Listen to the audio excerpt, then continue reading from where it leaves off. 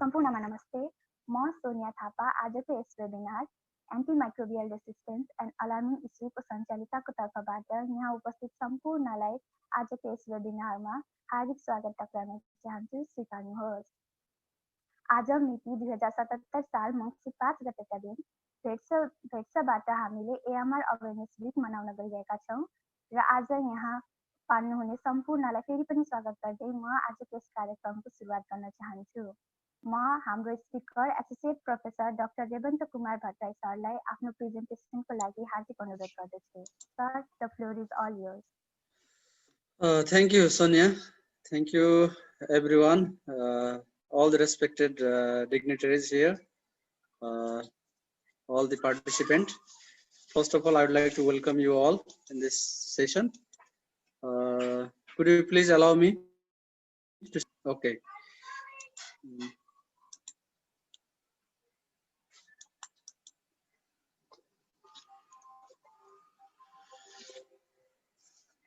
Okay. Today I'm going to present you this topics: antimicrobial resistance, which is becoming an alarming issue in recent context, and it's more serious too. So before I will start this session, I would like to request you to turn off your microphone. I think everybody is turning off your microphone.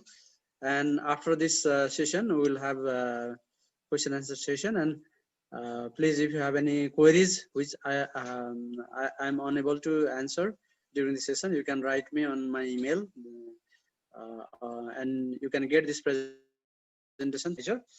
Okay.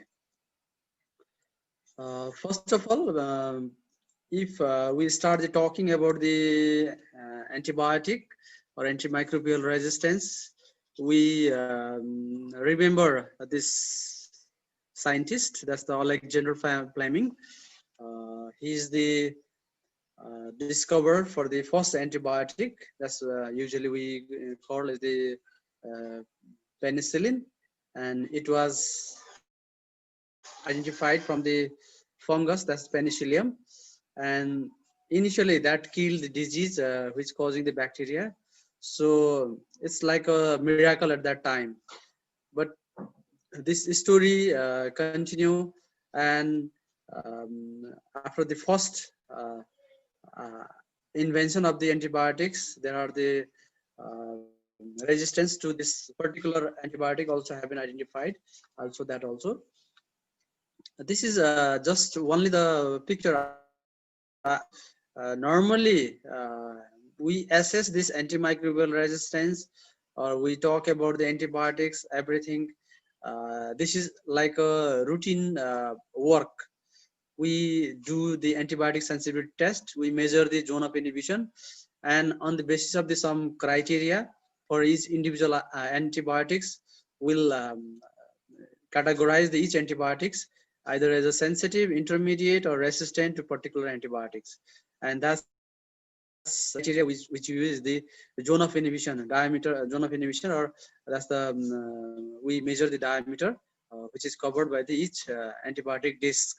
You can see here in the picture some of the antibiotics, they have the greater zone of inhibition, and some of the antibiotics they have less zone of inhibition. It doesn't mean that is less means it's not effective, but it's depend upon the each antibiotics, and we can measure and we can categorize in each antibiotics with the criteria which is defined by the different protocol. And antibiotic resistance is the process by which the bacteria become resistant to the antibiotics. It's the usual phenomenon. Normally some of the bacteria that gain this feature by different ways or different process. Okay. And I think everybody knows that humans that can have the allergic reaction to some of the antibiotics, and some people think that this allergic, this is resistant. This is nothing. This is a totally different thing. And if we have some allergies with that antibiotic, That doesn't mean it's resistant to the antibiotics. This is a separate phenomenon. Allergies and the antimicrobial resistance are the different things. I think you all understand these things. You can see this chronology of the discovering antibiotic. The first antibiotic that is invented in 1941, that's the penicillin. In 1942, penicillin resistance was reported in 1942. Okay, after that, various antibiotics here you can see, and similarly, after each antibiotic has been discovered, the resistant mechanism has been developed or discovered. So now we are in this stage. We are now in this stage where very less antibiotic has been invented. Very less work for the invention of the antibiotic has been done, because every antibiotics which has been discovered, the resistant mechanism has been identified. So the recent one, that's the tigecycline, which is the tetracycline group, and this is also have been discovered with the resistance phenomenon or resistance with this tigecycline also. So every antibiotics that is invented are again reported with the some resistance as well as. Okay. I'll not talk much on this antibiotic classes. You all know that there are various classes of the antibiotics. Like initially, there's a penicillin, um, some sulfonamides, levofloxacin, ciprofloxacin, tetracycline, aminoglycosides, macrolides. There are various group of the antibiotics um, which we use, and their working phenomenon or mechanism is also different for the different antibiotics. They work in different way. Okay, we'll not cover on that much. And if we talk what is the basis for the antibiotic resistance, why it arises, what is the reason for that? Suppose somebody have the infection with some bacteria.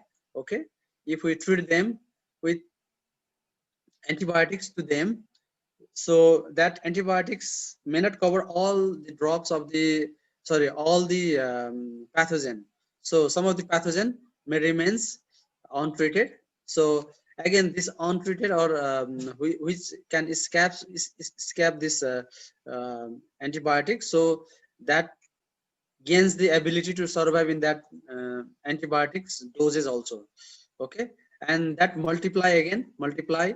Okay, so again, that's organism now become or that's acquired the resistance to that particular antibiotic. So their population increases in the individual, and then that can be transmitted to the other human being, other animals, from animals to humans to animals, that can be transmitted. So this antibiotic resistance arises due to our management, due to our use of the antibiotics to treat the particular infection. Okay, and what happens now? We have been reported with the this um, resistance to the last resort of the life. Like means some of the antibiotics, which is the very powerful antibiotics, which we use as the last resort or last line of the life, like the cholesterol, that are also has been reported with the resistance to that particular antibiotic. So what happened next, nobody knows. So we have to think seriously for that. Okay, that's why this antimicrobial resistance, antibiotic resistance, every people, everybody, they are worrying. Scientists are also worrying with this antimicrobial resistance. Okay, if we don't have the any antibiotics to treat some common infection, which is like the E. coli, salmonella, like if we are having the that's E. coli and salmonella with the like MCR1, that's the colistin resistant gene or colistin resistant bacteria, then what happens to the next? No antibiotics can work on that infection, so we cannot save the life. So we have to think seriously, we have to work on that as well as. Okay, And there are various example we can see. Just we can take the one example like the tuberculosis. That's a multi-drug resistant tuberculosis. Multi-drug. There are 100,000 deaths every year in the world with the that's the multi-drug resistant tuberculosis, and the main reason for this death is due to the drug failure to treat this organism. That's the mycobacterium tuberculosis. Okay, we are not able to treat this organism with the antibiotic what is available in our context. So this is only one example. If we can treat that tuberculosis, then we can save many lives after that. Okay, so like in other disease also we can take the example, like the some nosocomial infection, that's the hospital acquired infection, and other infection that may be increasing, or that would be more in the future as well as. And we can take another example that some of the post-operative condition or post-op care, and there may be the result of one death. Um, sorry, the simple hip replacement would result in the 1 in 6 death. That's the means that has been increasing. So many of the deaths that occurs in the hospital also, that related with this contamination of the organism which is having the microbial resistance organism. Okay, and that maybe the time comes that the antibiotic resistance should be added to the list of the national emergencies as well as in some of the aspect. We have to work on that also. We have to think seriously on that also. And there are various prediction with the FAO, WHO. That's the right now. Just we can say that's the there are around 700,000 deaths annually due to the AMR associated with the AMR. So in 2050, that may be reach up to the 10 million death per year. Okay, अहिले चाहिँ 7 लाख छ भने अब 2050 सम्ममा हामीले चाहिँ 1 करोडसम्म मान्छेहरू चाहिँ AMR associated infection को कारणले चाहिँ डेथ हुन सक्छ हैन. That's a big challenge, and that will be the big headache for the scientists as well as, because it's being increasing. Okay, and that means that's directly associated with our economies as well as 2 to 3.5% reduction in the GDP, overall GDP, that will be reduced. So that is affected by this AMR issue. And if we calculate them in the some of the economic value, that's a billion dollar investment for that particular infection, controlling this particular infection. Here you can see that's the now we are having with the 700,000 death, which is associated or attributable to the AMR, but that increases in future. Into 2000 it would be the 10 million, and similarly other infection, other disease also may increases, but this AMR issue may be more serious in the future too. So we have to be serious and we have to be work on that, how we can minimize or how we can control this AMR issue in future. Here you can see this is given by the World Bank. I already mentioned that's the GDP. This GDP graph. You can see here the percentage of the GDP. Sorry, there is the this is the GDP. This is on the negative side because it's a reduction in the GDP. How much it will be reduced in the future? High AMR scenario in 2050. You can see here is in the more devastating effect in the low income country. This blue color graph is for the low income country. So right now this is minus 1.7, and later on it should be the minus 5.6% reduction in the GDP. So it will be more serious for the serious or threat for the low incoming country as well as. So as compared with the high income country, and in the old scenario it would be similar, but it will affects more for the uh, low income country, or that's the developing country, we can say, like Nepal, or this poor country. And I already mentioned that's the first. It will start with the that's the some changes, or some changes in the population of the organism, which is having the this resistance characteristics. So this acquires this resistance characteristics from their environment. Okay. Every time we have to clear that most of the pathogenic organism, they are susceptible to the infection, sorry, susceptible to the antibiotics. Most of the pathogen, they are susceptible with the antibiotics. Most of the non-pathogenic organism, they are resistant to the antibiotics, or some other chemicals. So they acquire this resistance gene through their surrounding, and their population gradually increase. And that's why the problem right now, whatever the problem right now, may be more in the future, because this is going to be increased day by day. And this is due to our changes in our lifestyle, changes in our all the this development. These all will result the emergence and the selection of the resistance, and ultimately there will be the dissemination of the resistance. And this changes in the resistance mechanism occurs into the genetic level. So that results the changes in the gene, and this changes in the gene acquired by the organism, and this will transfer to the other organism, or their progeny as well, horizontal or the vertical transmission, we can say that may occur. Okay. And for understanding this antimicrobial resistance, we have to understand just the pharmacokinetics and the pharmacodynamics, by taking the just the organism particular interest. So if we compare that, that's we have to we can calculate their pharmacodynamics and the pharmacokinetics characteristics based on their growth and other things as well as. So,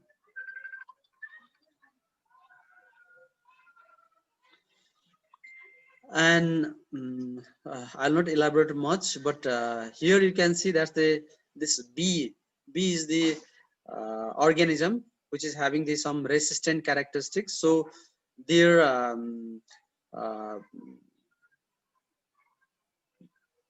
what we call, that's the maximum dose, or whatever we say, that's the different than that of the susceptible bacteria. So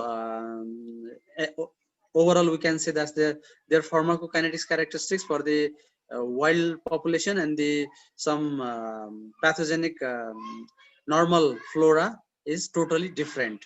So they respond differently with the antibiotics. They request the different dose of the antibiotics for their effective therapy. You can see here I already mentioned, just it starts with the appearance of the some of the resistance mutation, and that will multiply, and ultimately that will result the removing this normal flora, or their increased population removes the other um, normal organism, and replacing this resistance organism to the that's normal pathogenic organism. So ultimately they will dominate this normal organism. And there are few terms we frequently use: MDR, XDR, PDR. That's the MTR, normally multi-resistance, we call it the multi-drug resistant. Extreme drug resistant we call, and the pan-resistant, pan-drug resistant. There are the different terms which we use. Actually, this multi-drug resistant is the non-sensitive to the at least one agent in out of the 3 or more antimicrobial categories. Okay, that's how we call it the multi-resistant. Extreme drug resistant is the non-sensitive to the at least one agent in all category except in two or less. Okay. Whereas if we talk about the pan resistance, non-sensitive to the any agents, okay, out of the antibiotic category. So this pan resistant organism, or the that's the organism are very less, and that falls under this extreme drug resistant, and the multi drug resistant is the overall that's the terms which you use for the defining the antimicrobial resistance for that. And some of the organism which is having the extreme drug resistant and the pan resistant organism, that's the enterobacteria, Acinetobacter, Pseudomonas aeruginosa. These are the notorious for the this type of characteristics. So they are extremely with the extreme drug resistant or the pan drug resistant. Similarly, Mycobacterium also, that's also we say right now.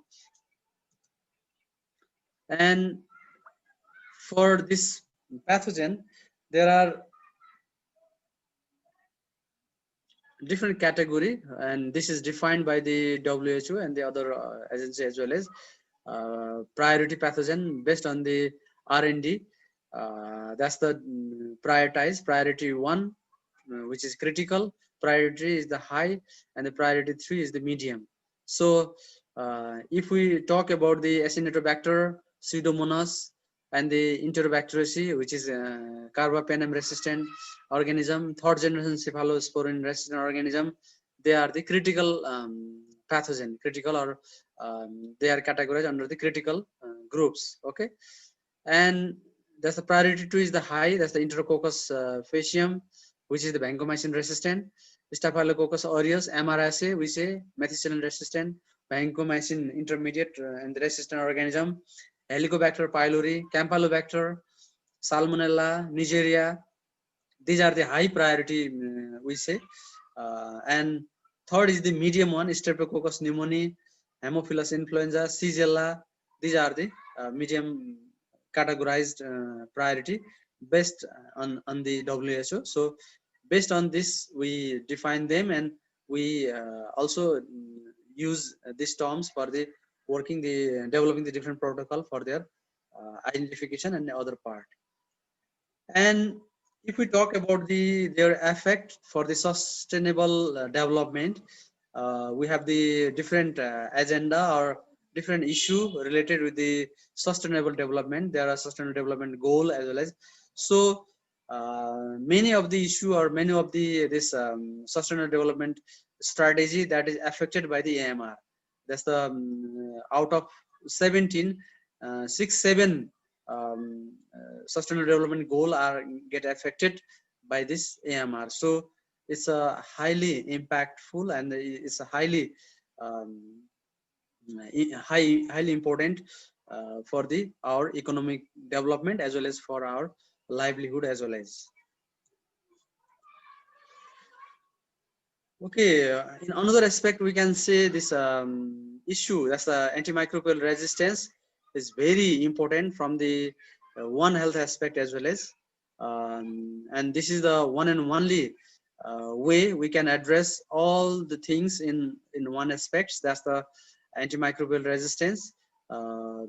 We treat or we handle as a holistic, integral, and the multisectorial perspective, because it's related to the human, it's related to the livestock, it's related to the environment. So they are closely connected. You can see here from the hospital, that's infection get transmitted to the human being, and that also transmitted to the animals, and from the animals to the human being, and to the environment, from the environment to the human being. So this all being normal, and this becomes like a very small area, and now that can be spread within the very small time, that can be transmitted from the one individual to the another animals, or from the animals to the human being. That is possible within very short period of time. So this is also one of the big issue, or that's the things we can handle from the one health aspect as well as. Okay. So there are the different top organizations like the FAO, OIE, WHO, and they have leaders in the respective field. So these all are agreed to work together for the this antimicrobial resistance. So they collaborate through the One Health to work on this antimicrobial resistance. So we can effectively control this antimicrobial resistance only through the One Health aspect only. And if we see, it's already determined. There are the different key areas for this antimicrobial resistance, and there are the action plan for that. What we can do. There are the we have to improve the knowledge and understanding of the AMR. We have to enhance the knowledge through the surveillance and the research, reduce the incidence of the infection through the effective hygiene and IPC measures. Okay, we can optimize use of the antimicrobial in the human as well as the animal health. And fifth is the assure the sustainable investment through the research and development. Okay, and for each of the key area, we also define the different activity or different criteria for that as well as. So we'll not talk on much detail, but the things is that we have to work on this all aspect. We have to work on this all. We have to assess the risk. We have to communicate the risk, and we have to aware. We have to do the surveillance, and we have to assess the quality of the antimicrobial.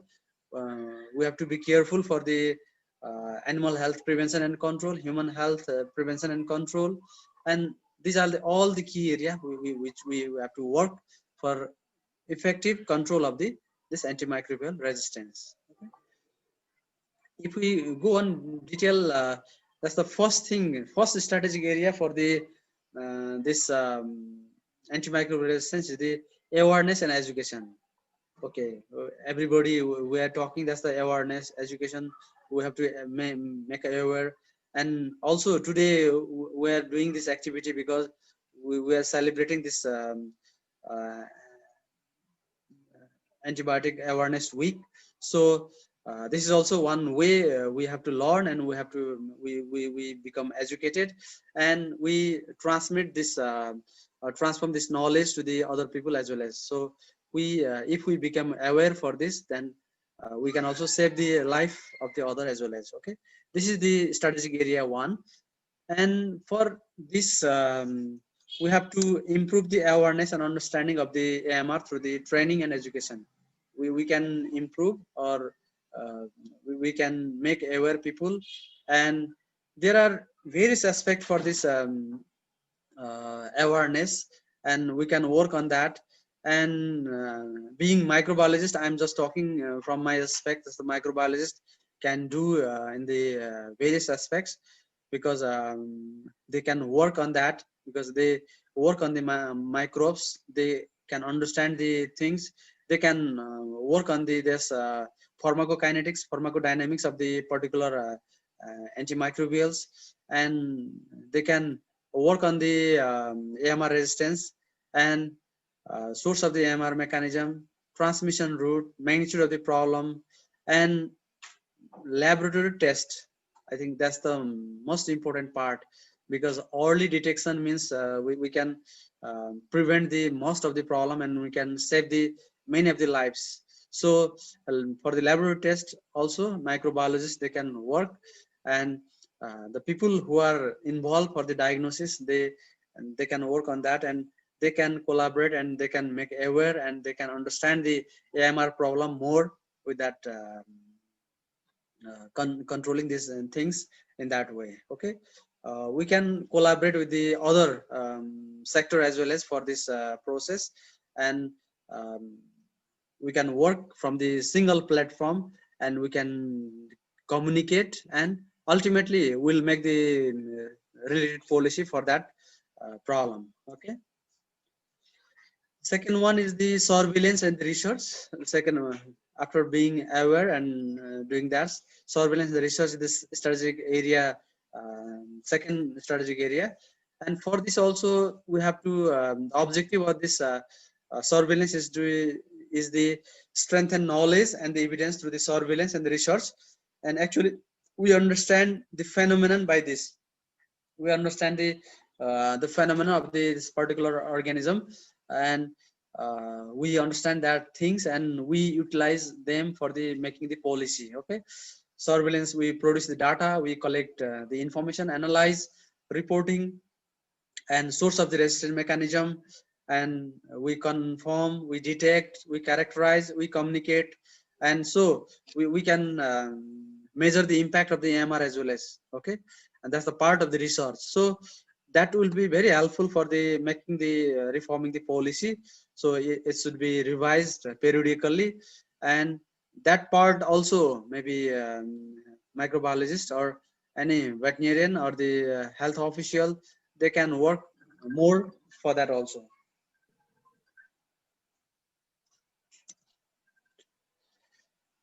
If we talk about the surveillance system, surveillance is actually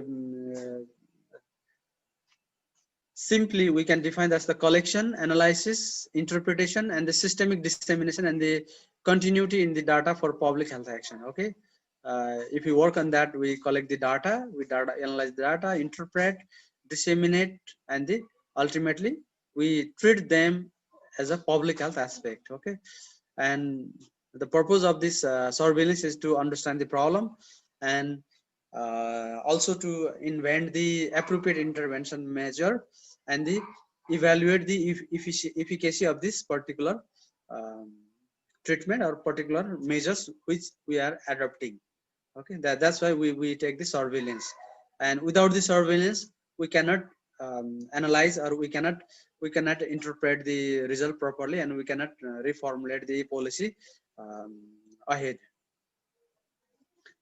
And there are the global AMR surveillance network, and different way this AMR surveillance network has been working in the global, in different continent, and ultimately these also work together to collaborate and to communicate and to share the idea and the data, and ultimately that will be the helpful for reforming the policy again for the old scenario. Okay. That's the surveillance system is in local level, national level, regional level, and the global level. So these all are connected, and the basis for that is the most effective mechanism is the efficient local surveillance system, and which is governed or which is guided by the global surveillance system. And if we see the component for the surveillance, actually we have to understand these things, because without the surveillance we cannot predict, or we cannot detect this AMR problem. So for the surveillance system we need the reference laboratory, surveillance protocol, that's the referral system. Okay, and that's the software for the collecting the data, that's the publication. All these things should collaborate, and that should work together for sharing the information as well as. Okay, and that ultimately will result the great impact for this AMR problem. If you see the surveillance system, this is the like the pyramid. So local surveillance system, which is covering in most part of the whole, and that gets narrowed down, and ultimately it is covered or governed by the global surveillance system. And for surveillance, we need the laboratory. Without the laboratory, we cannot do the surveillance. Okay, this is the one of the very important part which we are lacking. Our laboratory system, laboratory facility is not good. We can also see the latest context of the COVID-19, because for the that's starting with the January 2020, we don't have the any second lab except with that the Teku hospital. We don't have the any other labs to detect this COVID-19 or the coronavirus, except with this Teku lab. But later on you can see that there are many lab, more than 20-25 lab right now, or even more, maybe the data maybe the more. That's the things, because that's the, without the collaborating with the laboratory or without the help of the laboratory, we cannot create the surveillance data. So similarly for the AMR also, we need the laboratory, we have to work on that. And this is very important for our surveillance system and for the development or the design of the empirical treatment at the local level. Because if we are using the some antibiotic, or we are planning to use the some antibiotics, and without the laboratory information, without the using the laboratory system, means it's not good, or we don't know whether they are working or not, or where we are, we cannot predict, or we cannot work on that. So for the rational antibiotic therapy, we need the surveillance data that's collaborating with the laboratory. So we need this rational use of the antibiotics, which is very important to know which microorganisms are circulating and what is their resistance profile, what type of genes are circulating in our body, that's or in the microorganism that we need. So this is very important to make the decision and to design the strategy and measures their impact. Okay. Recently you heard about the, that's the ban on the use of the antibiotic, that's the colistin. Okay. Whenever we go to the farm or to treat the animals, before we are freely available as the we get this antibiotic in everywhere. So we are using this antibiotic to treat the um, animals and even for the human being also. But you should know that's the colistin is the last resort, or that's the last lifeline for the human being. If we get the organism with the resistance to that colistin at this time, then we don't have any way after that. So we have to stop to use that antibiotic. So recently government put the ban on the use of the colistin. So this is the strategy. Why government ban these antibiotics this time, not before? Because before they don't have the idea about the there's we are having the organism, we are having the this organism with the resistant to the colistin. Okay, right now that's reported with the colistin resistant organism, so government ban on that. Okay, the reason everybody knows, that the reason is that overuse of the antibiotics may result the antimicrobial resistance. So this is very helpful for making the decision, and for making the decision we need the data. For generating that data we need the laboratories. So we have to use the laboratory for identifying or for the detecting the organism and their resistance profile, as well as, even if we talk about the molecular level, there's a very less work has been done here. Okay, in future we have to work on that. And another thing is that the what does AMR surveillance information provides? What does it provide? The basic things is that it recognizes the involved species. What is the species for that particular problem? Okay, it establishes the prevalence of the pathogen and AMR profile, and which is the one of the very important extension of the problem. And this suggests the alternative for the treatment. We have the alternative for that particular treatment as well as. Okay, I already mentioned that the we can generate or we can get the pharmacokinetic and pharmacodynamics data for that particular antibiotic or particular organism as well as. So we can effectively control that organism in that context as well as. And that information for designing the control measures, which is very important. We can design the control measure on that basis, and it determines the efficacy of the measure.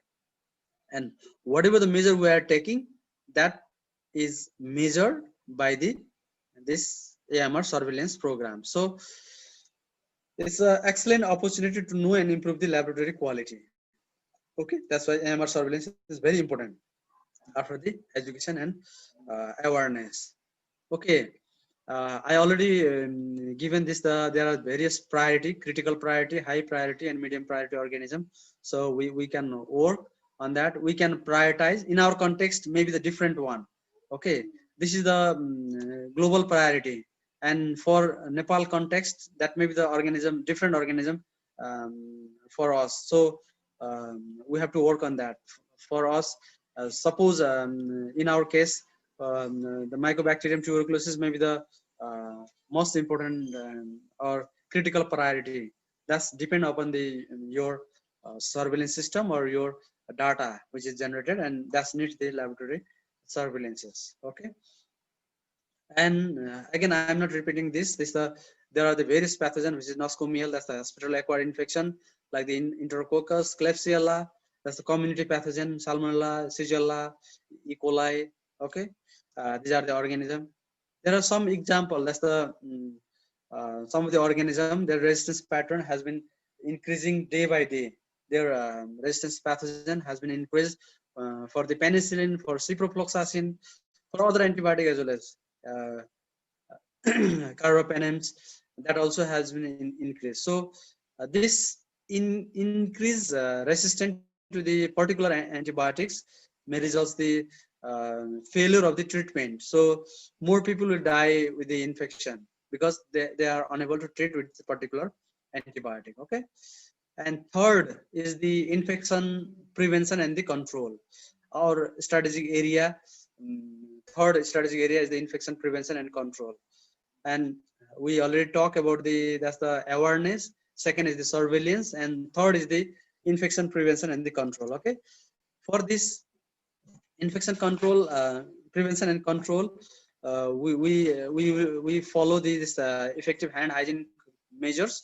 Okay, and we are listening from our radio, television right now. That's the frequent hand washing after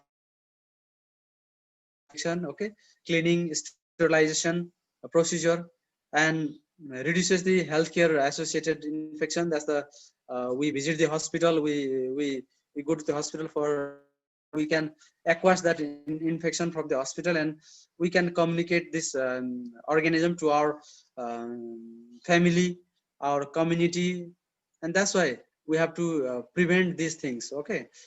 And we need to prevent the infection at community level as well as by vaccination, hand hygiene, environmental sanitation. We have to follow all these things to prevent the infection.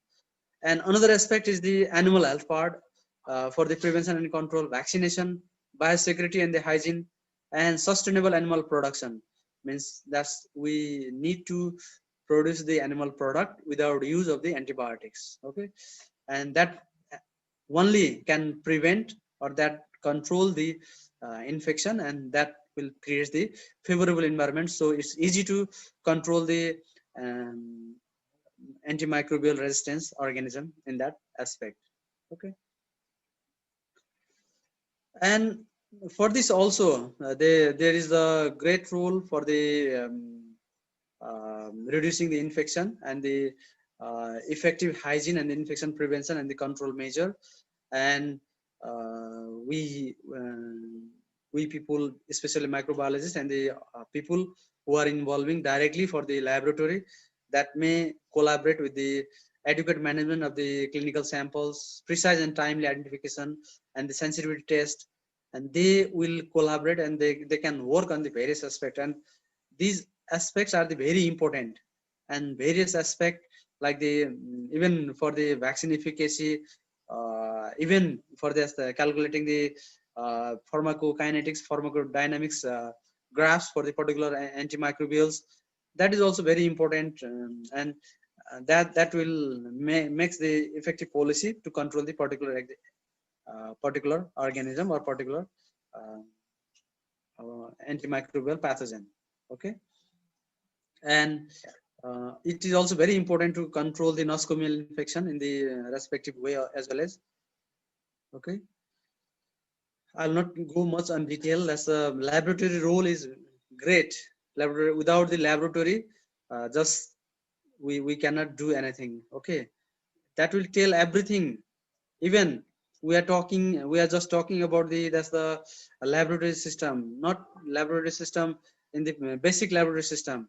Now we are just right now we are entering into the molecular level. Molecular, that's a PCR. We are talking PCR, but in the old context, they are doing much more sequencing and the PFG. That creates more surveillance data, and that will give the how diverse our isolate are there.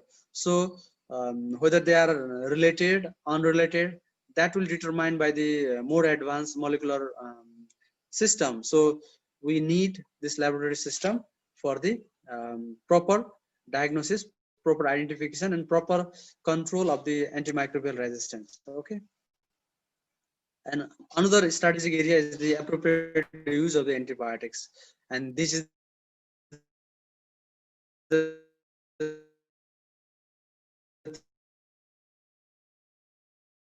things people uses this antibiotic, and we also consume the antibiotics, but we have to use the antibiotics in a proper way.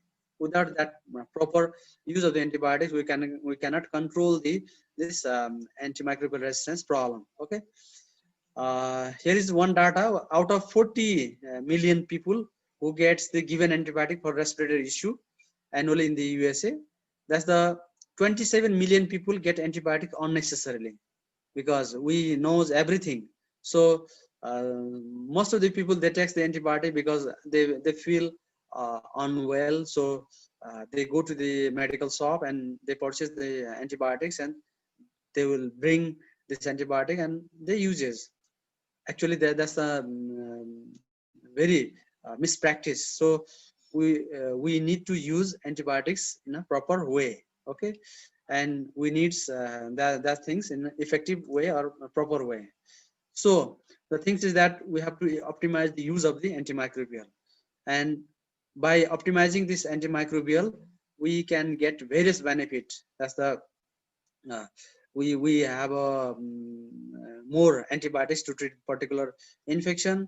We can get the uh, some of the infection, that's the in a proper way, or that's drug resistance problem can be minimized through that. Okay. And for this we can optimize the use of the antimicrobial both in the human and the animal health aspect. So even for this also, again I'm saying that the microbiologists, they can play a great role for that. That the for the rapid testing, quantitative testing, bactericidal testing, evaluation of the synergistic activity for particular antibiotic, alternative treatment, drug assessment. Again, ultimately they will also work on the AMR surveillance. So these all parameters that can be worked, and that can be worked through the use of the microbiologists or the people who are involving with the microorganism. Okay.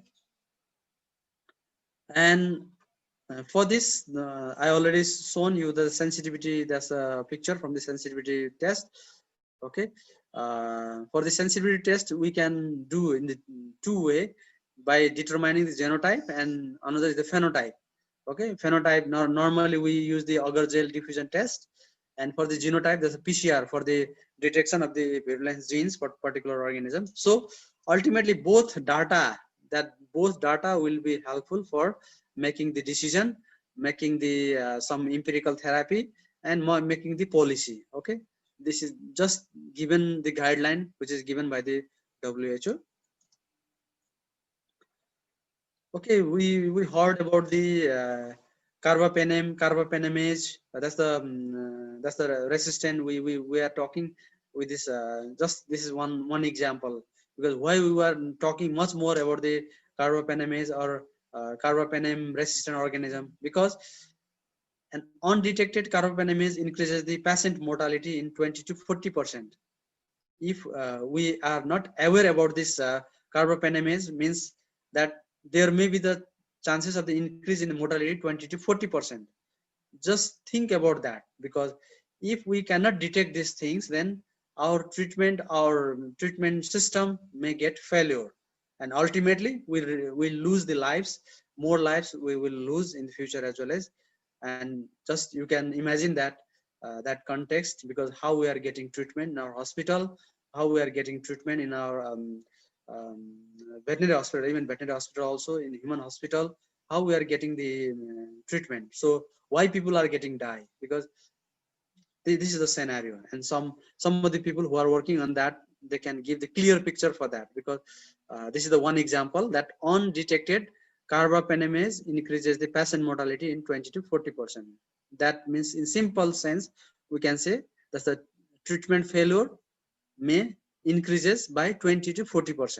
Okay.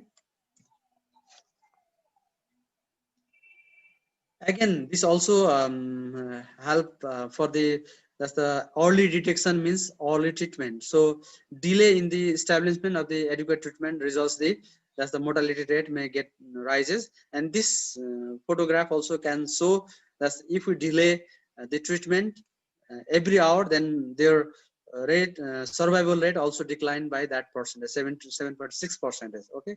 So early detection means early treatment, that means more successful treatment. Okay. Okay. This is the one photograph I want to show you, because we are talking about the extreme drug resistant or multi drug resistant or pan drug resistant gram negative bacilli. Means it's a very complex. Okay. For treating them, we need the that's the synergistic drug. Different combination of drug are needed for the effective control. Without this synergistic combination, we cannot control the whole population, because within the population there are the different subpopulation. Okay. If we start the treatment with the some antibiotics, combination of the antibiotic, means some of the organism may survive on that condition, and again after some time they again increases, and again that will dominate this surrounding, and ultimately the treatment becomes failure. So we need the some of the criteria, like the for the treatment for the tuberculosis we use the multi-drug therapy for that, with the combination of the different antibiotics in the different time. Okay. And right now if we are using some drug with the combination and we change after some time, and so we will completely remove the that's gram negative bacilli from this infection. Okay. This is just example, I will not elaborate much more on that. There are the based on the pharmacokinetics and the pharmacodynamics parameter, and there are various suggestions for the particular microorganism which is important from the different criteria or priority base. So if you want to treat that particular organism, there are the multiple combination, 2-drug combination, 3-drug combination. I mean, even some of the combination may not work for that particular organism, for the one isolate to the another isolate. So it's totally different. So it needs the some laboratory help for the determining this all the highly resistant organism for treating the infection. Okay. So okay, then I'm just saying that from the laboratory aspect also we can work, we can provide the platform for the diagnosis of the pathogen to prevent and to control the AMR. So that's the without knowing the nature, without knowing the that's the nature of the organism, without work of the microbiological work, we cannot determine the anything related to the antimicrobial resistance. Okay. So we are today we are working on the World Antibiotic Awareness Week. So everybody, we are much aware that we have to handle the antibiotics with care. That's necessary for us. Also, we have to think twice before using this particular antibiotics, whether that is working or not. Okay. Thank you. Thank you so much, sir, for your insightful presentation. Now we are heading towards the Q&A session. So participants are requested to put their queries in the chat box.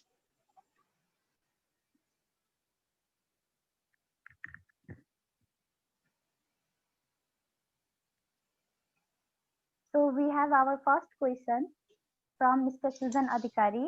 What might be the possible solutions or alternatives to antibiotics? How about knocking out the antibiotic resistance gene via genetic engineering? How feasible is this, sir? Okay. एकदमै राम्रो question सुजन भाइले यो just for the alternatives to the antibiotics, the first alternative to the antibiotics is the to stop the unnecessary use of the antibiotics. Okay, the one alternative for that, and again after that, alternative to the antibiotics has been also developed, like the phytobiotics and other phytochemicals also has been developed, and we can use that, and we can also use the probiotic, prebiotic. The better results than the antibiotics also can be gained by using the probiotic, prebiotic as well as. So there are various things we can use instead of the antibiotics. Okay, acidifier also we can use, because simply we can say acidifier means making the acidic pH on the gut. That means normally you can just say that's the acidic pH is beneficial for the non-pathogenic organism. Alkaline pH is beneficial for the pathogenic organism. So if we make the pH acidic on the gut, that means ultimately that's the pathogenic organism can be removed from that particular area. Okay, normally organism, that's the bacteria, they remains as a colony or colonize the particular area. So that can be removed by the various way, like the probiotic, acidifier, other phytobiotics also available. They are equally or more than that's effective than this antibiotic. So we can use that. And about the this removing this antibiotic resistance gene is ultimately अब यसमा के छ भने हामीले स्टार्टिङमा काम गर्दाखेरि जस्तो हामीले भेटनेरी प्र्याक्टिसमा हामी आफै आउँदाखेरि दुईटा तीनटा फेजमा हामी गइसकेको जस्तो स्टार्टिङमा चाहिँ जेन्टामाइसिनले काम गर्दैन भन्ने किसिमको स्थिति थियो भने पछि केही समयपछि सबैले काम गर्दैन भनेपछि के भयो भने त्यो एन्टिबायोटिक युज गर्न छोडिसकेपछि चाहिँ फेरि एउटा समय यस्तो आयो कि जेन्टामाइसिनले फेरि काम गर्न थाल्यो हैन। इन्रोफ्लोक्सासिनले एउटा समयमा काम गर्थेन भने फेरि केही समयपछि त्यसको युज कम गर्ने बित्तिकै त्यसले चाहिँ काम गर्न थाल्छ हैन। त्यसकारणले गर्दाखेरि यो चाहिँ हामीले एन्टिबायोटिक रेजिस्टेन्स जिन अथवा एन्टिबायोटिक रेजिस्टेन्स अर्गानिजमलाई कम गर्ने भनेको एन्टिबायोटिकलाई युजलाई नै कम गर्ने बित्तिकै हामीले त्यो अटोमेटिकली कम हुन्छ हैन। अब यो जिन थेरापी अथवा जेनेटिक इन्जिनियरिङको कुराहरू अब यो चिजहरू पनि छ हैन। तर अब फिजिबल वेबाट हामीले हेर्दाखेरि यो चाहिँ त्यति फिजिबल अहिलेसम्म त्यसरी देखिएको छैन। पोसिबल चाहिँ छ हैन, तर फिजिबल अब हामीले प्र्याक्टिकल युजमा आउन सक्ने किसिमले चाहिँ हामीलाई चाहिँ त्यो चाहिँ अहिलेसम्म त्यस्तो छैन। Thank you, sir. We have next question. How do organisms develop resistance? Okay, अब यो पार्ट चाहिँ मैले आज कभर गरिन हैन। यो चाहिँ जनरल हाम्रो रेजिस्टेन्सको त मैले अघि भनिसकेँ। एउटा चाहिँ हाम्रो पपुलेसनमा चाहिँ एउटा यस्तो पपुलेसन रहन्छ कि जुन चाहिँ एन्टिबायोटिकको इफेक्टले एफेक्ट गर्न सक्दैन। ओके, तपाईलाई थाहा छ हामीसँग मानौ सर्टेन कन्सन्ट्रेसनको एन्टिबायोटिक छ र सर्टेन कन्सन्ट्रेसनमा अर्गानिजम छ। त्यो चाहिँ हाम्रो टार्गेट जोसँग मिट गर्छ, मिट गरेको भन्दा बाहिर स्पेयरको रूपमा चाहिँ अर्गानिजम रहन्छ अथवा त्यो अर्गानिजम चाहिँ त्यसमा चाहिँ सर्भाइभ गर्न सक्छ। र त्यो सर्भाइभ गर्ने बित्तिकै त्यो सर्भाइभ चाहिँ केले हुन्छ भन्ने कुरा चाहिँ अब त्यसको मेकानिजम हामी हेर्यौँ भने डिफ्रेन्ट वेबाट हुन्छ। त्यसले चाहिँ आफ्नो अब हैन डिफ्रेन्ट मेकानिजमबाट चाहिँ त्यो रेजिस्टेन्स मेकानिजम चाहिँ डेभलप गर्छ हैन। त्यो डिटेलमा हामी जानुपर्ने हुन्छ। तर कुरा के हो भने हामीले प्रयोग गरेको एन्टिबायोटिक अथवा त्यसले सराउन्डिङमा चाहिँ उसले त्यो फेनोमेनालाई चाहिँ उसले स्केप गर्छ। स्केप गर्ने बित्तिकै त्यो किसिमले चाहिँ उसले डेभलप गर्छ। जस्तो अब एन्टिबायोटिकको पनि हरेकको एन्टिबायोटिक हेर्नु भने कोही एन्टिबायोटिकले तपाईँको सेल वालमा एफेक्ट गर्छ, कसैले तपाईँको प्रोटिन सिन्थेसिसमा काम गरिरहेको। प्रोटिन सिन्थेसिस पनि धेरैवटा स्टेप छ हैन। तपाईँको त्यसमा चाहिँ हाम्रो ट्रान्सलेसनको पार्टहरू अथवा एमआरएनए फर्मेसनको कुराहरू छ हैन। त्यसपछि गएर अर्को त्योभन्दा पछाडिको स्टेप्सहरू छ। त्यो प्रत्येक स्टेपहरूमा फरक फरक ठाउँमा एफेक्ट गर्न सक्ने हुन्छ। त्यसकारणले गर्दाखेरि त्यो पार्टलाई चाहिँ उसले डाइभर्ट गर्छ अथवा स्किप गर्छ, जसले गर्दाखेरि चाहिँ त्यो चाहिँ they can already develop that resistance to that particular mechanism of their work हैन। त्यो एन्टिबायोटिकले जहाँ काम गर्थ्यो त्यसलाई चाहिँ त्यो के गरिन्छ, त्यसलाई चाहिँ त्योबाट स्किप हुन थाल्छ त्यो बिस्तारै। त्यो बिस्तारै त्यो स्किप भएको चाहिँ के हुन्छ भने इट बिकम्स मोर भिगर हैन। त्यो चाहिँ डेभलप गर्छ र त्यो चाहिँ डेभलप भएर त्यसको पपुलेसन ग्रोथ हुन्छ र त्यो चाहिँ अरूमा गएर ट्रान्सफर गर्छ हैन त्यो कारणले त्यसरी चाहिँ डेभलप हुन्छ र 5-6 वटा मेकानिजमहरु छ त्यो चाहिँ रेजिस्टेन्स डेभलप हुने मेकानिजमहरु है अरु कुनै टाइममा हो भने म भनौँ है Thank you, sir. We have another question. In Nepal, okay. In Nepal, mostly we use broad-spectrum antibiotics without any laboratory diagnosis. So, what will be the impact of this?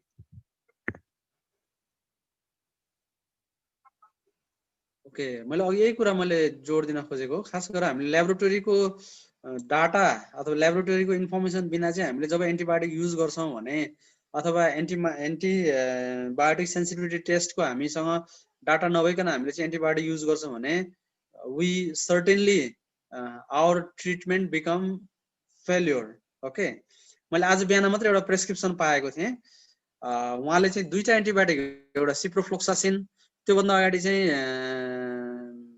Sulpha plus ट्राइमिथोप्रिम दुई चरणको antibiotic use गरिसक्नु भएको रहेछ हो एउटा केसमा चाहिँ त्यसपछि उहाँ फेरि चेकअपको लागि जानुभयो त्यसपछि उहाँले के भन्दिनु भयो भने उहाँले चाहिँ आज फ्लोरफेनिकल म आजको रिसेन्ट म भन्छु फ्लोरफेनिकल प्रेस्क्राइब गर्नुभयो फ्लोरफेनिकल चाहिँ तपाईलाई थाहा छ होला क्लोरामफेनिकलकै उसको ग्रुप हो यो फ्लोरफेनिकल प्रेस्क्राइब गर्नु फ्लोरफेनिकल किन प्रेस्क्राइब गर्नु भन्दाखेरि अब त्यो त्यति कम युज छ त्यसकारण त्यो इफेक्टिभ हुन्छ भनेर उहाँले त्यो युज गर्नुभयो अनि के पनि भन्नुभयो भने फ्लोरफेनिकलले यसले काम गरेन भने त्यसपछि तल लेख्नु भएको छ एकजना हाम्रो सिनियर डाक्टर साहब हुनुहुन्छ उहाँले तल के लेख्नु भएको छ भने त्यो चाहिँ भयो त्यसले काम गरेन भने यसपछि जेन्टामाइसिनको इन्जेक्सन लगाइदिनु होला है अब यहाँनिर बुझ्नुस् हैन तपाईको क्वेशनको आन्सर अम्बिकाजीले सोध्नु भएको छ हैन यो कन्डिसनमा के हुन्छ होला अब तपाईले भन्नु उहाँले सल्फा त्यसपछि गएर सिप्रोफ्लोक्सासिन युज गरिसक्नुभयो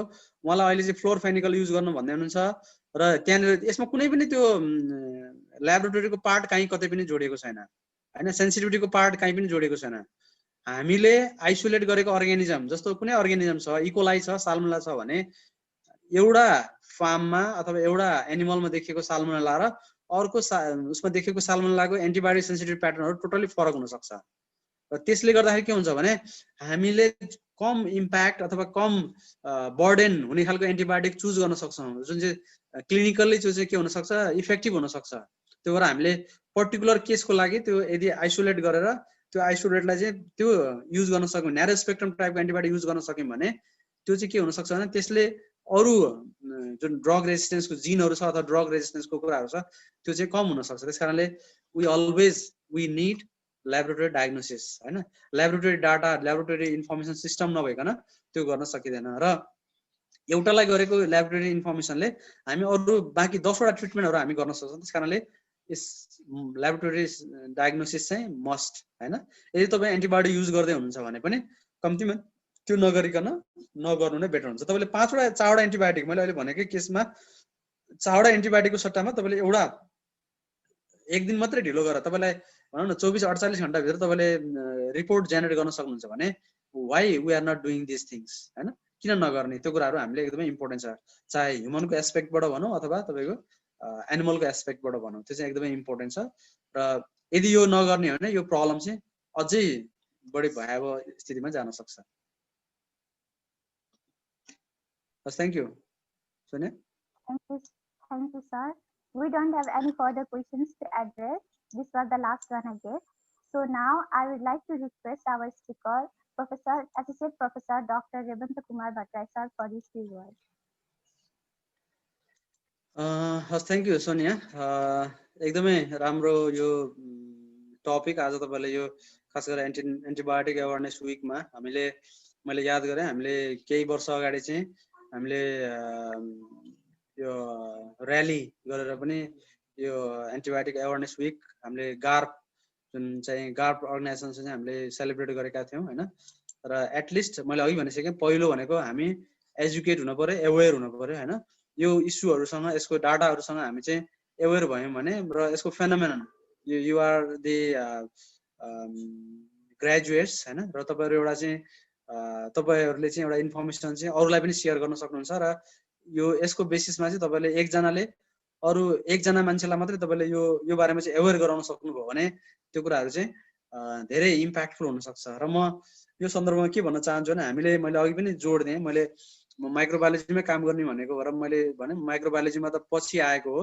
त्योभन्दा पहिला पनि म काम गर्दाखेरि प्र्याक्टिसमा मैले ल्याब बेस्ड अथवा एन्टिबायोटिक सेन्सिटिभिटी युज नगरिकन मैले एन्टिबायोटिक्सहरू मैले प्रेस्क्राइब गर्दैन थिएँ र आजको दिनमा पनि म गर्दिनँ है। र मैले आज मात्रै भनेको, मैले सिनियर हाम्रो भेटनेरियन हुनुहुन्छ उहाँले प्रेस्क्राइब गरेको प्रेस्क्रिप्सन हो होइन। मैले तपाईँलाई अघि एउटा इक्जाम्पल दिएँ। त्यस्ता दिनमा कतिवटा अथवा कसरी हामी काम गरिरहेको छौँ, जस्ट थिङ्क अन द्याट होइन। र पछि तपाईँहरूले त्यसैलाई तपाईँले पछि काम गर्दाखेरि त्यो कति सिरियस छ। हामी जुन बाहिर हामीलाई जुन ब्लेम छ, एन्टिबायोटिक युज चाहिँ हाम्रो एनिमलमा बढी भयो, बढी प्रयोग गर्यो, किन प्रयोग भइरहेको छ, किन बढी भइरहेको छ। तपाईँले एउटा केही वर्ष अगाडि काभ्रेमा यो खास गरेर क्यान्सरको एउटा साझा सवाल अन्तर्गत एउटा एपिसोड सुट गरेको थियो, सायद तपाईँले कतिजनाले हेर्नु भएको छ, हेर्नु भएको छैन। त्यहाँ चाहिँ के रहेछ भने तरकारीहरूमा चाहिँ पेस्टिसाइड एकदमै धेरै क्वान्टिटीमा युज गर्ने, र त्यो धेरै क्वान्टिटीमा युज गरेको कारणले त्यहाँ गाउँ नै अथवा त्यो कुनै ठाउँहरू चाहिँ त्यहाँ चाहिँ हरेक घरमा क्यान्सर नभएको र क्यान्सरबाट नमरेको व्यक्तिहरू छैन। र पछि अब त्यसमा किन कसरी भएछ भन्दै जाँदाखेरि त्यहाँ चाहिँ उहाँहरूले जुन तरकारी खेती गर्नुहुन्थ्यो र त्यो तरकारी खेतीमा चाहिँ उहाँले युज गरेको पेस्टिसाइडको डोज हेर्नुभयो भने नर्मली ट्रेन्ड के हुन्छ भने तपाईँको जुन भाइल अथवा त्यसमा लेखिएको बोटलमा लेखिएको हुन्छ त्यो डोज चाहिँ अघि भने जस्तै ब्रोड स्पेक्ट्रम एन्टिबायोटिक र न्यारो भने जस्तै तपाईँको के हुन्छ भने जसले त्यो सेल गर्छ, त्यो सेल गर्ने व्यक्तिले तपाईँको त्यो डोज चाहिँ अलिकति थोरै बढाइदिन्छ होइन, थोरै बढाइदिन्छ। तपाईँको 1 ml 1 लिटर भनेको ठाउँमा उसले 2 ml 1 लिटर गरिदिन्छ है। र प्रयोग गर्ने मान्छेले गएर तपाईँको 2 को ठाउँमा 3 5 होइन, अब त्यो नर्मल तरिकाले चाहिँ त्यसरी युज गर्छ। र त्यसरी युज गर्दाखेरि त्यसको इम्प्याक्ट के हुन्छ होइन। र इभन हामीले अहिले एनिमलको ट्रिटमेन्टकै कुरा गऱ्यौँ भने सिधै कसैले केही पनि नहेरिकन तपाईँको यति ml अथवा 0.5 ml 1 ml 2 ml अथवा 20 ml 50 ml त्यो बडी वेट अथवा त्यसको अरू डाटाहरू अथवा अरू सेन्सिटिभिटी नहेरिकन त्यसरी युज गर्ने गरिन्छ। त्यस कारणले एटलिस्ट तपाईँहरूले आफ्नो प्र्याक्टिसमा अब पछिको काममा चाहिँ गर्दाखेरि कम्तीमा पनि तपाईँले त्यो चिजहरू चाहिँ ख्याल राख्नुभयो भने, तपाईँहरूको लेभलबाट त्यति गर्नुभयो भने पनि साँच्चै भन्यो भने यो अहिले हामीले रेडी गरिरहेको छौँ त्योभन्दा धेरै ठुलो वर्क चाहिँ अब तपाईँले त्योभन्दा पछिको काममा चाहिँ तपाईँले आउँदो जेनेरेसनलाई चाहिँ त्यो इम्प्याक्ट दिन सक्नुहुन्छ। र यसमा चाहिँ आज जुन भेट सले चाहिँ जुन एउटा प्रोग्राम गरेको छ र यो एकदमै इम्पोर्टेन्ट इस्युलाई चाहिँ एड्रेस गरेको छ र यो इन्फर्मेसनहरू तपाईँहरूले पनि अरूलाई पनि सेयर गर्नुहुनेछ र यसले चाहिँ अरूलाई पनि एजुकेट गर्नलाई मद्दत गर्नेछ। र तपाईँ आफै पनि इन्फर्मेसनहरू अहिले त तपाईँको हामीले एउटा गुगल्समा सर्च गर्ने बित्तिकै धेरै इन्फर्मेसनहरू आउँछ। र यसमा चाहिँ मैले नेपालको डाटाहरू मैले राख्न सकिनँ, छोटो समय भएको भएर। र नेपालमा पनि केही कामहरू भएको छ, तर त्यो चाहिँ जुन अघि भनिसक्यो हामीले एउटा चाहिँ यसलाई चाहिँ अब ह्युमनको पार्टबाट ह्युमनकोले हेरेको छ, एनिमल हेल्थको पार्टबाट एनिमल हेल्थले, तर कतिपय इस्युहरू हाम्रो चाहिँ कमन इस्यु छ। र तपाईँहरूले एउटा मैले अघि ट्युबरकुलोसिसको इक्जाम्पल भनेको थिएँ। ट्युबरकुलोसिसबाट जति डेथ हुन्छ त्यो डेथ चाहिँ जस्तो ट्युबरकुलोसिससँग एसोसिएट अर्गानिजम चाहिँ माइक्रोब्याक्टेरियम हो। माइक्रोब्याक्टेरियम चाहिँ मल्टिड्रग रेसिस्टेन्ट माइक्रोब्याक्टेरियम भन्छ हामीले। र त्यसकोबाट जुन जति डेथ हुन्छ हामी त्यसलाई अर्ली डिटेक्ट गर्न सक्ने र प्रोपर तरिकाले डिटेक्ट गर्न सक्ने हो भने होइन, हामीले लाखौँ मान्छेहरूको लाइफ चाहिँ अहिले पनि बचाउन सक्छौँ एउटा अर्गानिजमको लागि, मलाई भनेको थिएँ होइन। र त्यस्तो टेस्टहरू अहिले तपाईँले ट्युबरकुलोसिस डायग्नोसिसको लागि केबाट गर्छ तपाईँलाई एटलिस्ट आइडिया छ अहिले होइन। ह्युमनमा हेर्नुभयो भने तपाईँले के गर्छ, हाम्रो स्वाब चाहिँ लिएर खकारको स्वाब लिन्छ र त्यसलाई चाहिँ स्टेनिङ गरेर हेर्छ। र त्यसको इफिकेसी अथवा त्यसको चाहिँ सेन्सिटिभिटी कति छ त 60% 70% भन्न खोजेको। तपाईँले त्यसमध्येमा 60% केस मात्रै डिटेक्ट हुन सक्ने अथवा त्यसले चाहिँ ऱ्यासनल थेरापी पाउन सक्ने हुन्छ। र किन चाहिँ त्यो मान्छेहरू मरिरहेको छ भन्दाखेरि उसले उसको डिटेक्सन भएन, अर्ली डिटेक्सन भएन। अर्ली डिटेक्सन नभइसकेपछि उसले कुन एन्टिबायोटिक युज गर्ने अथवा प्रपर युज गर्ने भन्ने कुरो उसलाई त्यो हुँदैन, जसले गर्दाखेरि उसले समयमा ट्रिटमेन्ट पाउँदैन र उसले आफ्नो लाइफ चाहिँ लस गरिरहेको हुन्छ होइन। र यदि त्यो 60% डिटेक्सनलाई चाहिँ हामीले 90% 100%मा गर्ने अथवा पिसिआर गरौँला, हाम्रो ल्याबबाट चाहिँ हामीले पिसिआर गरेर त्यसमा चाहिँ जस्तो जिन एक्सपर्ट भन्ने छ, तपाईँ जिन एक्सपर्टबाट पनि तपाईँको टिबीको डायग्नोसिस हुन्छ। र त्यो जिन एक्सपर्टबाट यदि डायग्नोसिस गर्ने भने त्यो 60 को ठाउँमा चाहिँ 90% हुन्छ अथवा 80% हुन्छ। 80% भएपछि त्यो जुन 20% तपाईँको प्लस भयो त्यसले हाम्रो डायग्नोसिसको एक्युरेसीले गर्दाखेरि हामीले बढी मान्छेहरूलाई चाहिँ टाइमली ट्रिटमेन्ट गर्न सक्छौँ र मोर लाइफ चाहिँ सेभ गर्न सक्छौँ। यो यताको पार्ट मात्रै भएन, त्यो चाहिँ तपाईँले अर्ली ल्याब चाहिँ हामीले एएमआर को लागि पनि ल्याबको जरुरी पर्छ। एएमआर को सँगसँगै यसले चाहिँ के भन्छ अर्ली डिटेक्सन हुन्छ र अर्ली डिटेक्सन मिन्स त्यो चाहिँ प्रपर ट्रिटमेन्ट र त्यसले चाहिँ मोर लाइफ चाहिँ सेभ गर्न सक्छ हैन। र यो रेस्ट अफ द थिङ सबै चिजमा यो लागु हुन्छ।